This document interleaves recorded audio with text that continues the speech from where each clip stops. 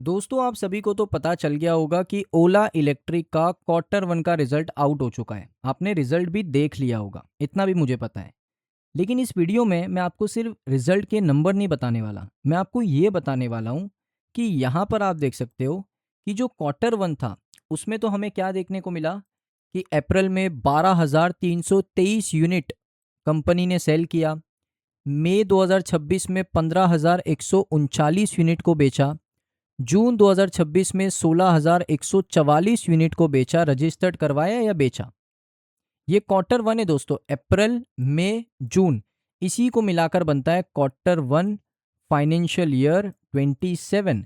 लेकिन इसके बावजूद इतने अच्छे सोल्ड के नंबर के बावजूद, इतने अच्छे रजिस्ट्रेशंस के नंबर के बावजूद, कंपनी का जो आप कह सकते हो सेल्स है, कंपनी का जो रेवेन्यू है, कंपनी का जो टोटल इनकम है, वो आपको कितना देखने को मिल रहा है?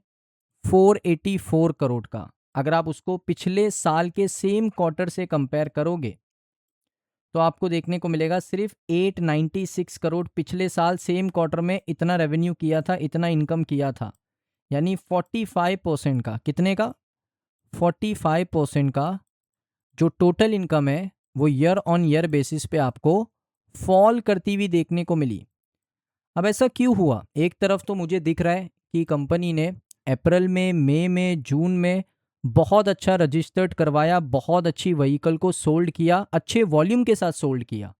लेकिन फिर भी इस क्वार्टर के अंदर, क्योंकि ये सारे नंबर तो इसी क्वार्टर के हैं ना, आप देख सकते हो ये सारे जो नंबर है 12,323, 15,139, 16,144, ये तो सारे क्वार्टर वन के ही नंबर है। फिर भी क्यों यहाँ पर रेवेन्यू 45% फॉल किया, इस वीडियो में मैं आपके शेयर करूँगा। तो ये वीडियो कोई ऐसा नहीं है कि रिजल्ट बता रहा हूँ, इसमें रीज़न बता रहा हूँ कि किस रीजंस की वजह से इतने अच्छे यूनिट को रजिस्टर्ड करवाने के बावजूद भी ओला इलेक्ट्रिक ने अपना जो रेवेन्यू है वो 45% फॉल हो गया ईयर ऑन ईयर बेसिस पे। तो उसके पीछे का रीज़न क्या है वो मैं आपको आज की वीडियो में बताऊंगा। तो देखिए, सबसे पहला रीज़न है दोस्तों, लोअर एवरेज सेलिंग प्राइस। इसका क्या मतलब होता है? एक होता है एवरेज सेलिंग प्राइस, इसको हम एएसपी कहते हैं। अब इसमें क्या होता है ना, कंपनी डिस्काउंट देती है, प्रमोशन करती है। आपने देखा होगा ऐड चलते हैं, प्रमोशन करना पड़ता है, डिस्काउंट देना पड़ता है कस्टमर को अट्रैक्ट करने के लिए। तो वो सारी चीज़ों में ना बड़ा पैसा खर्चा होता है, तो उससे क्या होता है, कंपनी का जो मार्जिन होता है वो कम हो जाता है। इस वजह से कंपनी यहाँ पर एक स्कूटर जो कंपनी का यहाँ पर बेचना था 1 लाख रुपए में, कंपनी एक स्कूटर बना रही है। कंपनी का सेलिंग प्राइस है 1.5 लाख रुपए, कंपनी 1 लाख में बना दे रही है, कंपनी को 50,000 रुपये बच रहे हैं। अब ये 50,000 में से कंपनी को ऐड चलाने, प्रमोशन करना है, सारी चीज़ें करनी है इसी में, और इसमें अपना प्रॉफिट भी बनाना है। तो ये चक्कर में क्या होता है ना, कंपनी बहुत ज़्यादा क्या करती है, एड्स चलाती है, प्रमोशन करती है। तो उस चक्कर में जो एवरेज सेलिंग प्राइस होता है उसको भी कभी कभी रिड्यूस करना पड़ता है, बिकॉज मार्केट के रेट को मैच करके चलना पड़ता है। अभी एक टीवीएस का स्कूटर अगर 1,20,000 रुपये में मिल रहा है आपको, तो आप ओला का क्यों लोगे 1.5 लाख रुपये में? तो वो भी सोच के चलना पड़ता है। एवरेज सेलिंग प्राइस कम होने की वजह से भी, जितना भी रजिस्टर्ड करवाओ, एवरेज सेलिंग प्राइस कम होने की वजह से भी ये जो नंबर है वो आपको कम होता हुआ देखने को मिलता है। सेकंड चीज़ होती है कि जो रजिस्ट्रेशन होता है, जो मैंने आपको नंबर बताए ये वाले, ये जितने भी नंबर मैंने आपको बताए, ये वाले नंबर सारे रजिस्ट्रेशन वाले नंबर है। ये देखिए, 12,323 unit registered, 15,139 unit registered, 16,144 unit registered. तो ये रजिस्ट्रेशन वाले नंबर है। इनमें और अकाउंटिंग रेवेन्यू में ज़मीन आसमान का फ़र्क होता है। अब जैसे ये नंबर हमने वाहन से लिया है, वाहन कौन है आप सभी को पता है। अगर आप कोई भी व्हीकल लेते हो तो वाहन के थ्रू ही आपको क्या कराना पड़ता है, रजिस्टर्ड करवाना पड़ता है, फिर आपका नंबर प्लेट आता है। तो वहाँ से ये नंबर मैंने लिया है। अब ये दोस्तों यूज़फुल होता है सेल्स के वॉल्यूम को जानने के लिए, लेकिन अकाउंटिंग रेवेन्यू में बड़ा डिफरेंट होता है, क्योंकि वहाँ पर ये सेल का नंबर भी, आप इसको सेल का नंबर भी कंसीडर कर लो, लेकिन यहाँ पर बहुत लोग डिलीवरी नहीं लेते, डिलीवरी लेट हो जाती है या गाड़ियाँ कैंसिल हो जाती है रजिस्टर्ड करवाने के बाद भी। तो ये सारी चीज़ों की वजह से उसमें माइनस प्लस होता है। थर्ड चीज़ क्या है कि पिछले साल का क्वार्टर वन बड़ा डिफरेंट था, वहाँ पर रेवेन्यू ज़्यादा था, और करंट क्वार्टर का जो रजिस्ट्रेशन नंबर है वो थोड़ा रिकवर हुआ है, एक पॉजिटिव साइन है। अब जैसे मैं आपको एग्जाम्पल देता हूँ, बड़ा आसान सा एग्जाम्पल है, एग्जाम्पल से आप समझ जाओगे। एग्जाम्पल क्या है कि मान लो पिछले साल, ये कह रहे हो ना आप कि भाई पिछले साल तो इतना अच्छा रेवेन्यू किया, 896 करोड़ का रेवेन्यू किया पिछले साल, और इस बार तो सिर्फ 484 करोड़ का किया है। तो क्यों ऐसा किया है? नंबर भी अच्छे हैं, नंबर भी अच्छे हैं कंपनी के, जो सेल्स के नंबर है वो भी अच्छे हैं, रजिस्ट्रेशन नंबर भी अच्छे हैं। देखिए लास्ट ईयर मान लो कंपनी ने 10 स्कूटर को बेचा, है ना, 10 स्कूटर को बेचा और 1 लाख रुपए में एक स्कूटर बेचा। तो यहां पर कंपनी ने कितना रेवेन्यू किया? 10 लाख रुपए का। अब इस साल कंपनी ने क्या किया? कंपनी ने 15 स्कूटर बेचे, 15 स्कूटर, लेकिन कंपनी ने 60,000 रुपये में बेचे। कितने में बेचे? सिर्फ 60,000 रुपये में। तो कंपनी का रेवेन्यू क्या हुआ? 9 लाख रुपए। बस। अब इसमें क्या डिफरेंस है? पिछले साल 1 लाख रुपए में स्कूटर बिक रही थी, इस साल सिर्फ 60,000 रुपये में स्कूटर बिक रही है। तो एवरेज सेलिंग प्राइस कम होने की वजह से रेवेन्यू भी आपको कम होता हुआ देखने को मिला है। यही रीज़न की वजह से रेवेन्यू 45% फॉल किया है दोस्तों। अभी अगर मैं आपको इसका एक्सपेंस दिखाऊं, एक्सपेंस भी देखना ज़रूरी है। तो ये देख सकते हो, ये एक्सपेंस है। एक्सपेंस कितना है कंपनी का? 620 करोड़ का एक्सपेंस है। पिछले क्वार्टर में 546 था, पिछले साल 1000 करोड़ के ऊपर था। तो खर्चे भी कंपनी ने अपने कम किए हैं।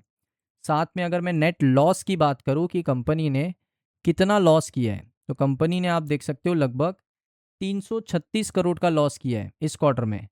अब लॉस कंपनी ने कम किया, ये कंपनी के रिजल्ट के लिए, कंपनी के लिए अच्छी खबर है। 336 करोड़ का कंपनी ने सिर्फ लॉस किया। पिछले क्वार्टर में कंपनी ने 531 करोड़ का लॉस किया था, और पिछले साल सेम क्वार्टर के अंदर कंपनी ने 428 करोड़ का लॉस किया था।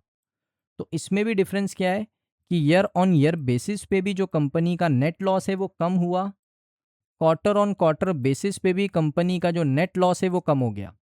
तो ये कंपनी के लिए एक अच्छी खबर है, और मेरे हिसाब से जो रिजल्ट है वो आप कह सकते हो माइल्ड है, यानी बिल्कुल एवरेज रिजल्ट है, प्लस थोड़ा सा आप इसको बुलिश रिजल्ट भी कह सकते हो, यानी ऑन एन एवरेज रिजल्ट आप इसको मान सकते हो। तो मेरा रिजल्ट का यही दोस्तों रेटिंग रहेगा। तो मैंने आपको समझा दिया कि जो नंबर होते हैं, जो नंबर की मैंने बात करी, ये वाले नंबर, ये बस हमें एक एस्टीमेट प्रोवाइड करते हैं कि कंपनी ने इतनी व्हीकल रजिस्टर्ड करवाई। ये हमें ये नहीं बताते कि एवरेज सेलिंग प्राइस क्या था। पिछले साल एवरेज सेलिंग प्राइस ज़्यादा था, इस साल एवरेज सेलिंग प्राइस कम है, इस वजह से रेवेन्यू भी आपको कम होता हुआ देखने को मिला है, सिंपल। अब दोस्तों यहाँ पर एक चार्ट पैटर्न मैं आपको बताता हूँ। बड़ा कोशिश कर रहा है कि यहाँ से एक ब्रेकआउट दे और शेयर ऊपर निकले। बट देखिए इसमें ना एक चीज़ मैं आपको एक्सप्लेन करना चाहता हूँ, जो कि एक कॉन्सेप्ट होता है जिसको हम लोग कहते हैं ऑर्डर ब्लॉक। ऑर्डर ब्लॉक क्या होता है? एक बड़ी कैंडल होती है, एक बड़ी बुलिश कैंडल होती है या बियरिश बड़ी कैंडल होती है। जैसे यहाँ पर अगर मैं आपको बताऊँ, ये देखिए एक बड़ी यहाँ पर बुलिश कैंडल है, और उसके बाद मार्केट बहुत ज़्यादा ऊपर चले गया है। इसको हम लोग कहते हैं ऑर्डर ब्लॉक। ये ऑर्डर ब्लॉक का मतलब होता है कि जो इंस्टीट्यूशनल होते हैं, इंस्टीट्यूशनल जो इन्वेस्टर होता है वो यहाँ पर पैसा डाला है, और उसके लिए एक बाइंग जोन है। इंस्टीट्यूशनल इन्वेस्टर, उसके लिए ये एक बाइंग जोन है। अब मार्केट अगर फॉल यहाँ पर करता है, यहाँ तक आता है, तो मार्केट क्या करेगा? इसको एक बार टच करके अगेन यहाँ से ऊपर चला जाएगा, बिकॉज इंस्टीट्यूशनल इन्वेस्टर को लगता है कि ये प्राइस पे जो मुझे शेयर मिल रहा है, ये कौन सा प्राइस है? 24 रुपये का। तो ये मेरे लिए बहुत ही अच्छा प्राइस है, यहाँ से मैं अगर मैं पैसे डालता हूँ तो मैं पैसे बना सकता हूँ। तो वो लोग यहाँ पर बड़ी क्वांटिटी लेते हैं और मार्केट ऊपर चला जाता है। ऐसे ही दोस्तों होता है selling order block. Selling order block में क्या डिफरेंस होता है कि वो ऊपरी दिशा में होता है, यानी अपर साइड होता है। जैसे अगर मैं आपको यहाँ पर दिखाने की कोशिश करूँ, तो ये देखो यहाँ पर है एक सेलिंग ऑर्डर ब्लॉक, आप इसको कह सकते हो। यहाँ पर इस वाले को, उसके बाद प्राइस तेज़ी से फॉल किया, ये वाला, ये एक सेलिंग ऑर्डर ब्लॉक आप इसको कह सकते हो। यहाँ से लेके यहाँ तक ऐसा, यहाँ पर प्राइस दोबारा आएगा तो मार खा के नीचे जा सकता है, बिकॉज यहाँ पर प्राइस एक्सपेंसिव हो गया। ये इंस्टीट्यूशन को लगता है कि ये प्राइस एक्सपेंसिव है, यहाँ पर बेचो बेचो बेचो, तो प्राइस नीचे आता है। तो ये कॉन्सेप्ट था जो अगर आप जानोगे, और सभी मार्केट में काम करता है, चाहे शेयर हो चाहे आपका कोई भी हो, सभी में काम करेगा। तो मिलता हूँ दोस्तों आप सभी लोगों को नेक्स्ट वीडियो के अंदर।